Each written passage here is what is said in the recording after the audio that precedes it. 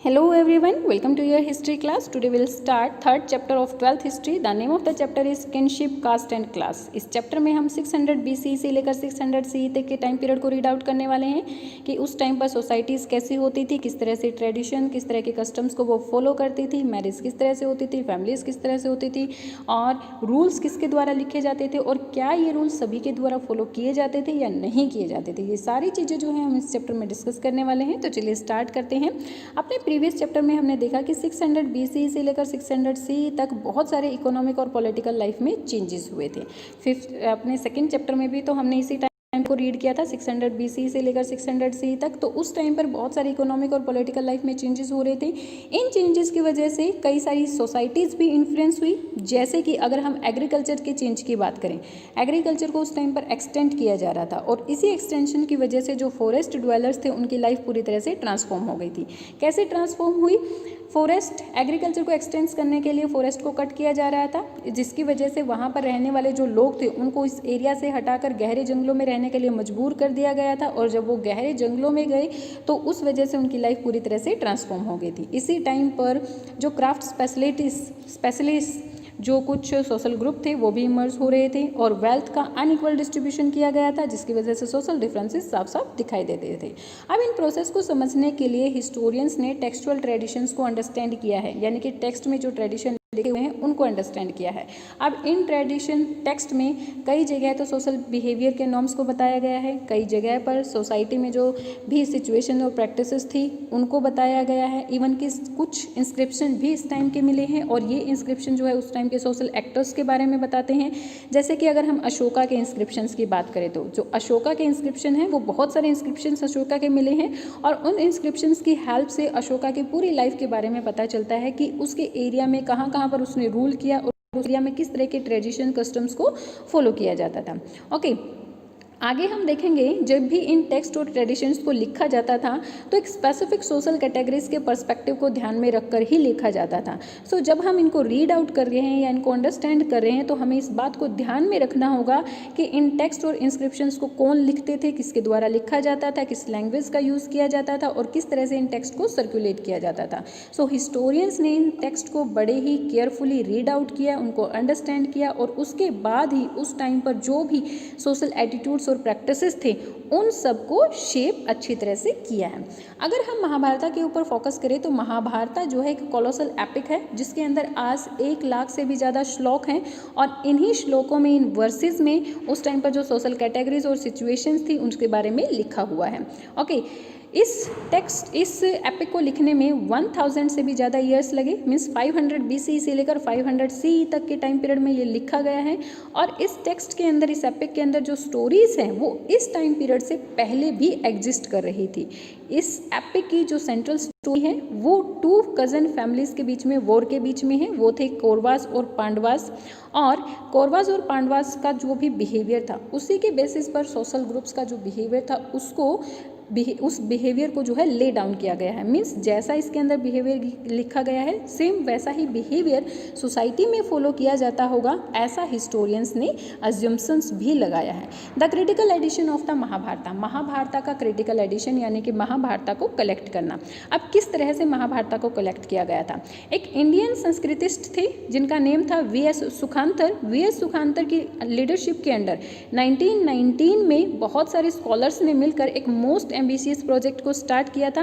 इस प्रोजेक्ट में dozens of scholars थे। इनका इनिशियल जो वर्क था वो था महाभारत के क्रिटिकल एडिशन को प्रिपेयर करना। ओके, इसका एग्जैक्टली मीनिंग क्या था, मीन्स एग्जैक्टली इसके अंदर क्या इन्वॉल्व कर रहा था? इसके अंदर एग्जैक्टली अगर हम देखें तो इनिशियली कंट्री के डिफरेंट पार्ट्स में अलग अलग स्क्रिप्ट्स में लिखी हुई और जो संस्कृत के मैन्यूस्क्रिप्ट हैं उन सभी टेक्स्ट को कलेक्ट किया गया था। ओके, इस टीम पर काम करने वाले जितने भी लोग थे, इस प्रोजेक्ट पर काम करने वाले टीम के जितने भी लोग थे, उन्होंने मैन्यूस्क्रिप्ट को समझने के लिए अपना ही एक अलग तरीका निकाल लिया था।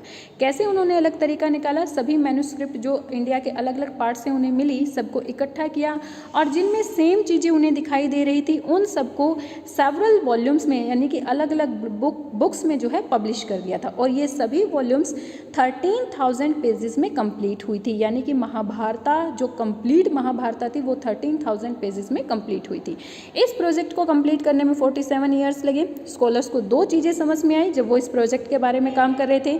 एक तो ये कि इस स्टोरी का जो संस्कृत वर्जन है उसमें कॉमन एलिमेंट्स देखने को हमें मिले हैं, मीन्स अलग अलग एरियाज़ में ये हैं बट सभी में कॉमन एलिमेंट्स देखने को मिले हैं। ये पूरे जो है सब कॉन्टिनेंट में फैले हुए हैं, नॉर्थ में कश्मीर से लेकर नेपाल तक और साउथ में केरला से लेकर तमिलनाडु तक ये फैले हुए हैं।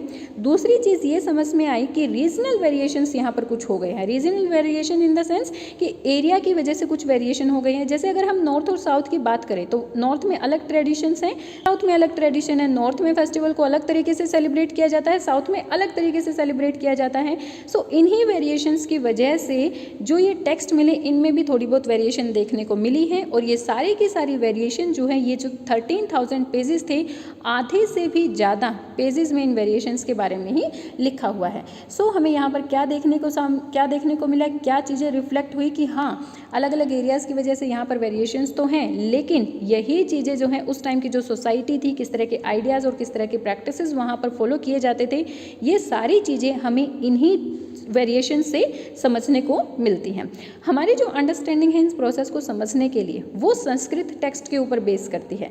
संस्कृत टेक्स्ट जो है ब्राह्मणास के द्वारा और उन्हीं के लिए लिखे गए थे। ओके, जब 19th और 12th सेंचुरी में फर्स्ट टाइम हिस्टोरियंस ने इस सोशल हिस्ट्री को एक्सप्लोर किया था तो उन्होंने इन्हीं संस्कृत टेक्स्ट को प्राइमरली समझा था, उन्हें as a face value use किया था। उनका मानना था, वो बिलीव करते थे कि जो भी कुछ इन संस्कृत टेक्स्ट में लिखा हुआ है वो एक्चुअली उस टाइम पर प्रैक्टिस किया जाता था।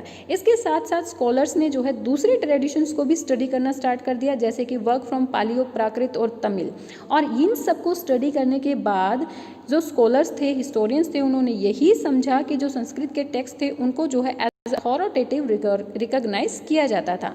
हालांकि अलग अलग एरिया में थोड़े बहुत वेरिएशंस थे, लेकिन एज अथॉरिटेटिव अथॉरिटी किसको दी गई थी? संस्कृत टेक्स्ट को ही दी गई थी।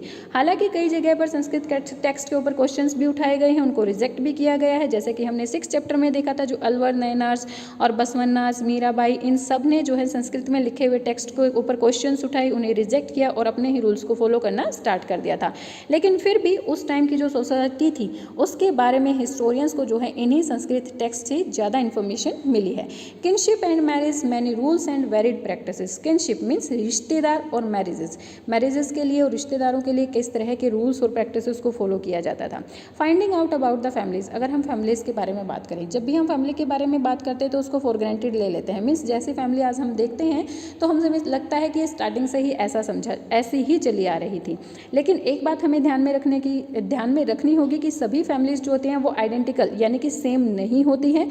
अगर हम फैमिली के मेंबर्स की बात करें तो कुछ फैमिली में मेंबर्स बहुत ज़्यादा होते हैं, कुछ फैमिलीज में मेंबर्स बहुत कम होते हैं। कुछ फैमिलीज ऐसी होती हैं जो अपने रिलेशंस के साथ मिलकर जो उनके रिलेटिव्स होते हैं उनके साथ मिलकर रहती हैं। सभी लोग जो है एक ही टाइप की एक्टिविटीज़ को फॉलो करते हैं, शेयर करते हैं। जो लोग एक फैमिली से बिलोंग करते हैं वो एक ही उसी टाइम पर सेम फैमिली जो है फूड और रिसोर्सेज को शेयर करती हैं, वो एक जगह पर मिलकर इकट्ठा रहते हैं, वर्क करते हैं और सेम रिचुअल्स को जो है इकट्ठे परफॉर्म करते हैं। ओके, अगर फैमिलीज़ को हम टेक्निकल टर्म में समझें तो फैमिलीज़ जो है रिलेटिव्स का जो है रिलेटिव ग्रुप का एक छोटा सा पार्ट है। रिलेटिव्स का एक बहुत बड़ा ग्रुप होता है तो फैमिली जो है उसका छोटा सा पार्ट ही होती है। कई फैमिलीज ऐसी होती हैं जो ब्लड रिलेशन के ऊपर बेस करते हैं, यानी कि उनके ब्लड रिलेशन में जितने भी लोग होते हैं वो सभी लोगों को फैमिली के अंदर इंक्लूड करती हैं। बल्कि दूसरी जगह पर अगर हम देखें तो कुछ फैमिलीज ऐसी भी होती हैं जहाँ पर सिर्फ पेरेंट और उनके बच्चे ही होते हैं। सो फैमिलीज जो है अलग अलग तरीके से देखी जा सकती हैं। अगर हम अर्ली सोसाइटीज़ के बारे में बात करें तो जो एलिट ग्रुप्स थे ना, यानी कि जो रूलिंग फैमिलीज थी, उनके फैमिलीज के बारे में तो हमें हिस्टोरियंस को जो है आसानी से पता इन्फॉर्मेशन मिल जाती है क्योंकि उनके बारे में लिखा हुआ है।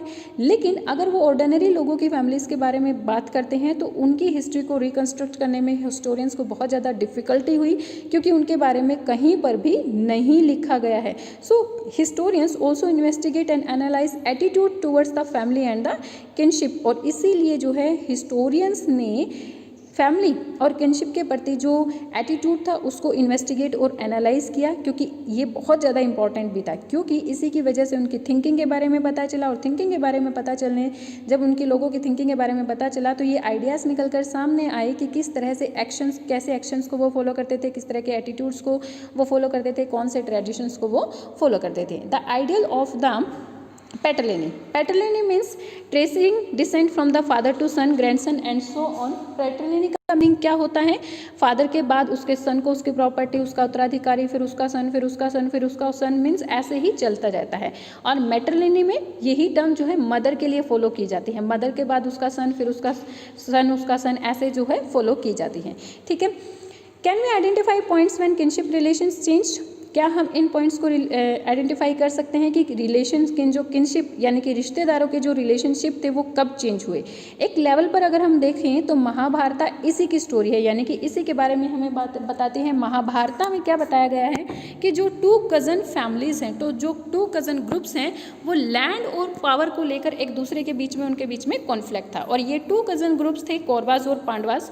कौरवास और पांडवास जो है सिंगल रूलिंग फैमिली से बिलोंग करते थे, दैट ऑफ कुरुस। कौन से थे वो? कुरुस थे। अब कुरुस ने जो है एक बहुत बड़े जनपद को डोमिनेट किया था, जो सेकंड चैप्टर में बताया हुआ है। अल्टीमेटली इनका जो कॉन्फ्लिक्ट था वो बैटल पर जाकर एंड हुआ, और जिसमें पांडवास विक्टोरियस रहे थे। इसके बाद जो पैटर्नियल सक्सेशन था उसको प्रोक्लेम यानी कि उसको घोषित कर दिया गया था।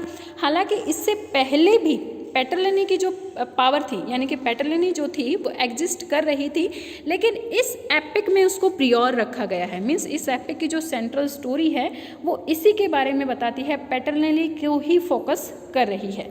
अब पैटर्लिनी क्या होती है? वही इसमें जो है सन क्या करता है, अपने फादर के जो रिसोर्सेज होते हैं, यानी कि उसका जो थ्रोन होता है, गद्दी होती है, उस जिस एरिया पर वो रूल कर रहा होता है उनको क्लेम करता है फादर की डेथ के बाद। हालांकि ये जो पैटर्नली था वो मोस्टली रूलिंग डायनेस्टीज़ में फॉलो किया जाता था, वो कोई यूनिक चीज़ उनके लिए नहीं थी। लेकिन हाँ, कई जगह पर प्रैक्टिसेस में वेरिएशन हो जाती थी। कई जगह पर जब सन नहीं होता था तो वहाँ पर ब्रदर जो है उसका डिसेंडेंट बन जाता था, और जब कई जगह पर ब्रदर भी नहीं होता था, जो रिश्तेदार होते थे वो थ्रोन के लिए क्लेम करना स्टार्ट कर देते थे। कई जगह पर ये भी देखने को मिला है जो विमेन होती थी वो पावर को एक्सरसाइज करती थी, यानी कि अपने फादर के बाद वही जो है गद्दी पर, थ्रोन पर बैठ जाती थी, जैसे प्रभावती गुप्ता के केस में हमने देखा है। ओके, सो पैटर्लिनी यहाँ पर एक्सरसाइज की जाती थी, पैटर्लिनी को ही फॉलो किया जाता था। ऐसे एविडेंसेस जो है ऋग्वेद में भी देखने को मिले हैं। ऋग्वेद में बहुत सारे ऐसे मंत्र हैं जिनमें ये देखने को मिला है कि भाई यहाँ पैटर्लिनी को इम्पोर्टेंस दी जाती थी। जैसा यहाँ पर एक दिया हुआ है, प्रोड्यूसिंग द सन, ये मंत्र जो है ऋग्वेद से लिया गया है। ऋग्वेद में इस मंत्र को 1000 BCE ऐड किया गया था, और आज भी प्रिस्ट में, हिंदू मैरिजेस में आज भी पुजारियों के द्वारा इन मंत्रों को चेंट किया जाता है मैरिज के टाइम पर। इसमें क्या है? I free her from here not but not from there. Here और देयर का मतलब, हियर का मतलब है फादर का घर और देयर का मतलब है हस्बैंड का घर। तो प्रिस्ट क्या कहता है, मैं इसको यहाँ से फ्री करता हूँ, वहाँ से फ्री नहीं करता हूँ, मैं इसको वहाँ पर फर्मली बाउंड कर देता हूँ, ताकि ये गॉड इंदिरा की ग्रेस यानी कि उसकी ब्लेसिंग्स के साथ एक बहुत ही पावरफुल सन को जन्म दे, बर्थ दे, और इसके साथ साथ इसको अपने हस्बैंड का भी लव मिले। ओके, सो उस टाइम पर ऋग्वेद में, यानी कि जितने भी हमारे वेद हैं, संस्कृत टेक्स्ट हैं, उनमें इंदिरा को प्रिंसिपल डाइटी समझा जाता था।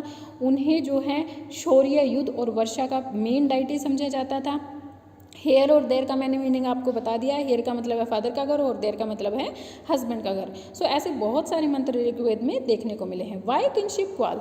अब इन किनशिप, किनफोक, इन रिश्तेदारों के बीच में यानी कि कौरवार और पांडवास के बीच में लड़ाई क्यों हुई थी, सभी जानते ही होंगे, महाभारत सभी ने देखी होगी, लेकिन फिर भी मैं आपको एक बार बता देती हूँ कि जो कौरवास और पांडवास थे वो जो है कुरुस के धृतराष्ट्र और पांडु, कुरु राजा के 2 बेटे थे। धृतराष्ट्र बड़ा बेटा था, बड़े बेटे को ही गद्दी दी जाती थी। पांडु छोटा बेटा था, लेकिन धृतराष्ट्र ब्लाइंड होने की वजह से उसको गद्दी नहीं दी गई थी, गद्दी पर पांडु को बैठा दिया गया था। अब पांडु की डेथ जो है छोटी सी एज में ही हो जाती है, प्रीमेच्योर उसकी डेथ हो जाती है। उसके बाद धृतराष्ट्र वहाँ का राजा बन जाता है। धृतराष्ट्र, लेकिन जो रॉयल प्रिंसेस थे वो जैसे जैसे बड़े हुए तो हस्तिनापुर की जो सिटीजन थी वो पांडवों को ज़्यादा पसंद करती थी, और वो पांडु को ही राजा के रूप में देखना चाहती थी। और पांडु का बड़ा बेटा युधिष्ठिर ही जो है सबसे बड़ा था सभी राजकुमार में। तो दुर्योधन ने अपने फादर को क्या कहा कि वो जो पांडु थे वो जेलस उनसे करता था। जो कौरवास का बड़ा बेटा था दुर्योधन, वो पांडवों से जेलस था। उसने अपने फादर को कहा कि आपकी फिजिकल आप तो फिजिकल फिट नहीं थे, इसलिए आपको राजा नहीं बनाया गया था, लेकिन पहले पांडु राजा बना, अब उसके बाद उसका बेटा, फिर उसके बाद उसका बेटा, उसके बाद उसका बेटा, तो ये पांडु ही राजा बनते रहेंगे तो हम कहाँ रहेंगे? ऐसे तो वर्ल्ड हमें बिल्कुल भी रिगार्ड नहीं करेगा, बिल्कुल भी रिस्पेक्ट नहीं करेगा। तो इसीलिए दुर्योधन ने जो है पांडवों के साथ क्या किया था? युद्ध कर दिया था। ओके, और इस युद्ध की वजह से इस युद्ध में पांडवास विक्टोरियस रहे थे और उसके बाद जो है पितृवंश को घोषित कर दिया गया था। Rules of marriages. अब जहाँ पर पैट्रिलिनेस के लिए सन्स को इम्पोर्टेंट समझा जाता था, तो डॉटर्स को एक अलग ही तरीके से देखा यहाँ पर जाता था। डॉटर्स जो है अपने हाउस होल्ड रिसोर्सेज के ऊपर क्लेम नहीं कर सकती थी। एट द सेम टाइम वो जो है अपनी फैमिलीज़, मतलब कि उन्हें फैमिलीज से आउटसाइड, अपने रिश्तेदारों से बाहर ही उनकी शादी की जाती थी, उनकी लाइफ अच्छी हो, और इसीलिए जो है उनकी छोटी सी एज में ही मैरिज कर दी जाती थी ताकि उनको राइट टाइम पर राइट पर्सन मिले, और उनकी शादी जो है उनके किनशिप ग्रुप से यानी कि यूनिट से बाहर की जाती थी, जिसको एक्सोगैमी मैरिज कहा जाता था। यहाँ पर मैरिज की 4 टाइप्स दी हुई हैं: एंडोगैमी, एक्सोगैमी, पॉलीगैनी और पॉलीएंड्री। जो एंडोगैमी थी वो एक यूनिट के अंदर शादी की जाती थी, मतलब same caste, same group, same gotra और सेम जगह पर रहने वाले लोग एक दूसरे से शादी कर सकते थे, इसको एंडोगैमी कहा जाता था। एक्सोगैमी जो यूनिट से बाहर की जाती थी। पॉलीगैमी, इसमें क्या होता था? एक मैन की बहुत सारी वाइफ्स होती थी। पॉलीएंड्री, इसमें एक वुमेन के बहुत सारे हस्बैंड्स होते थे।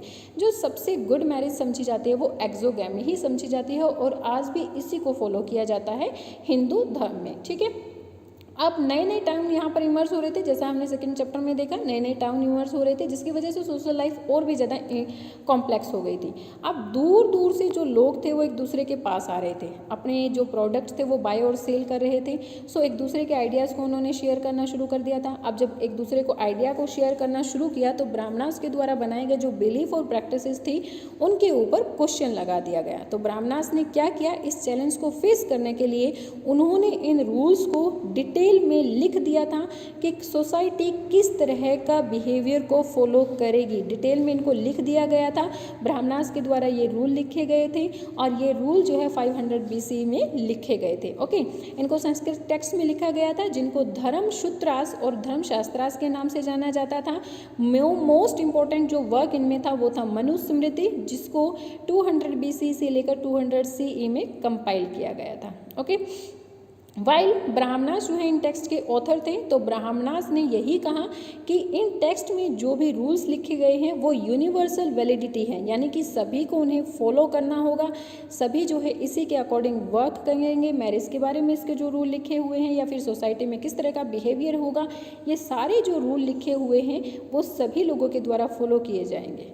With this interesting is that Dharmasutras and Dharmashastras recognised as many as 8 form of marriage, और धर्मसूत्रास और धर्मशास्त्रास में 8 मैरिज के 8 टाइप्स लिखे गए हैं, जिसमें से जो पहली 4 मैरिजेस हैं उनको गुड मैरिज कहा गया है, कंसिडर किया गया है, और लास्ट वाली जो 4 मैरिज उनको बैड मैरिज कंसिडर किया गया है। और जो लास्ट वाली जो 4 मैरिजेस हैं वो पॉसिबल उन लोगों के द्वारा फॉलो की जाती होंगी जो ब्राह्मणिकल नॉर्म्स को एक्सेप्ट नहीं करते थे। यहाँ पर मैरिज के फिर से बताए गए हैं कि 8 फॉर्म्स ऑफ मैरिज। इसमें जो है फर्स्ट 4th मैरिज के बारे में बताया गया है। फर्स्ट मैरिज में क्या होता है? फादर अपनी डॉटर की मैरिज करता है और उसके बाद मैरिज के बाद जो है वो उसको बहुत सारे गिफ्ट, जैसे कि कॉस्टली क्लॉथ्स हैं, जेवल्स हैं, ये सारी चीज़ें गिफ्ट में दे देता है। ठीक है, 4th मैरिज में क्या होता है? 4th मैरिज में पहले शादी की जाती है जब ये देखा जाता है कि हाँ जो ब्राइड है वो जो है ग्रूम को अच्छी तरह से पाल पोस सकता है। उसी के बाद many both your perform your duties together, may both you perform your duties together. Father, लड़की का फादर कहता है कि मुझे उम्मीद है कि तुम दोनों जो है अपनी ड्यूटीज़ को अच्छी तरह से निभाओगे। ये कहने के बाद जो है वो लड़की का हाथ लड़के के हाथ में दे देता है। 6th मैरिज जो होती है उसमें क्या होता है? उसमें जो लड़की होती है उसको गिफ्ट दिए जाते हैं लड़के वालों की तरफ से। यानी कि जब लड़का ये दिखाता है कि मैं कैपेबल हूँ, वो लड़की को, लड़की के रिश्तेदारों को, सबको गिफ्ट देता है। मीन्स लड़का ये दिखाता है कि मैं कैपेबल हूँ, आपकी बेटी को अच्छी तरह से पाल पोस सकता हूँ, उसके बाद ही उसकी मैरिज की जाती है।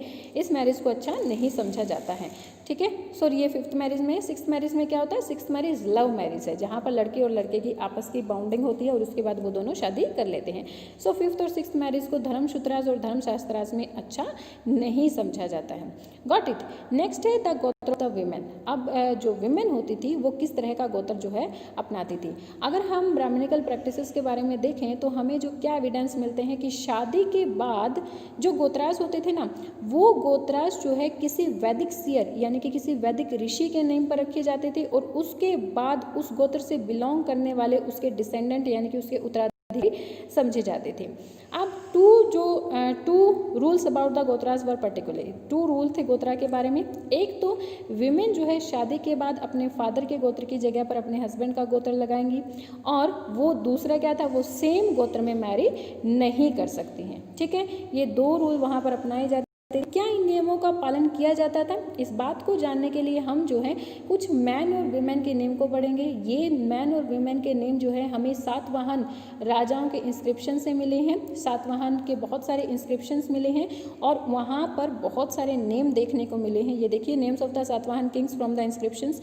सातवाहन किंग्स के इंस्क्रिप्शंस के नेम से राजा गोमती पुत्र श्री सातकनी, राजा वसीथी पुत्र श्री पुलुमाई, राजा गोमती पुत्र सिमी श्री यत सातकनी। यानी कि ये जो गोमती जहाँ पर भी वर्ड यूज़ किया गया है, गोमती और वसीथी, ये इनकी मदर्स के नेम थे। मीन्स यहाँ पर हमें क्या देखने को मिल रहा है कि जो किंग थे वो अपनी माँ के जो नेम को जो है फॉलो करते थे। मीन्स ब्राह्मणों के जो प्रैक्टिसेस, जो रूल उन्होंने लिखे हुए थे, वो यहाँ पर सातवाहन राजाओं के द्वारा फॉलो नहीं किए जा रहे थे। ओके, और सातवाहन जो कुछ राजा थे वो पॉलिनियस यानी कि एक हस्बैंड की बहुत सारी वाइफ, उस रूल को भी फॉलो करते थे, बहुपत्नी प्रथा को फॉलो करते थे। इसमें जो है क्या देखा गया है, कई जो सातवाहन रूलर्स होते थे वो अपनी माँ के रूलर पर, अपनी माँ के गोत्र पर ही अपने रूल को, अपने जो लिंगास होता था उसको आगे बढ़ाते थे।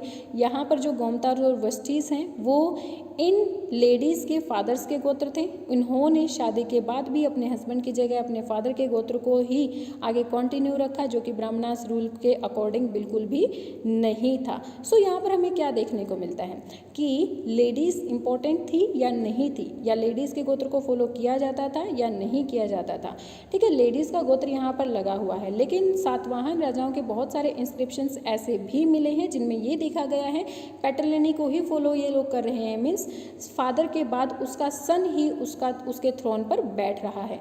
चाहे वो माँ के गोत्र को फॉलो कर रहे हैं, लेकिन किसको थ्रोन पर बैठने का यानी कि जो डिसेंडेंट उत्तराधिकारी बनने का रूल था वो पैटर्लिनी को ही फॉलो किया जा रहा था।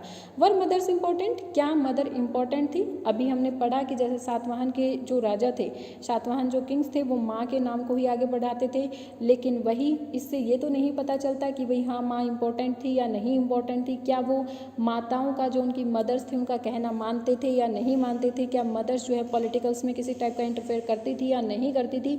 ऐसा कुछ भी कोई भी एविडेंस नहीं मिला है। सो इन एविडेंसेस से हम ये नहीं पता लगा सकते हैं कि मदर इंपॉर्टेंट थी या नहीं थी। अब इन्हीं सातवाहन्स का ही एग्जाम्पल अभी मैंने आपको बताया कि हालांकि ये माँ के जो है गोत्र को कंटिन्यू कर रहे थे, लेकिन इनके डिसेंडेंट कौन बन रहे थे? फादर के बाद उसका सन ही बन रहा था। प्रभावती गुप्ता को छोड़कर जो है वो तो गुप्ता डायनेस्टी में थी, सातवाहन्स में किसी भी लेडी का ऐसा नहीं मिला है कि भाई हाँ उसने रूल किया है या फिर नहीं किया है। यहाँ पर अब मदर्स एडवाइस, मदर के एडवाइस के बारे में बताया गया है। यहाँ पर गांधारी जो दुर्योधन की मदर थी, धृतराष्ट्र की जो वाइफ थी, वो दुर्योधन को क्या सलाह देती है।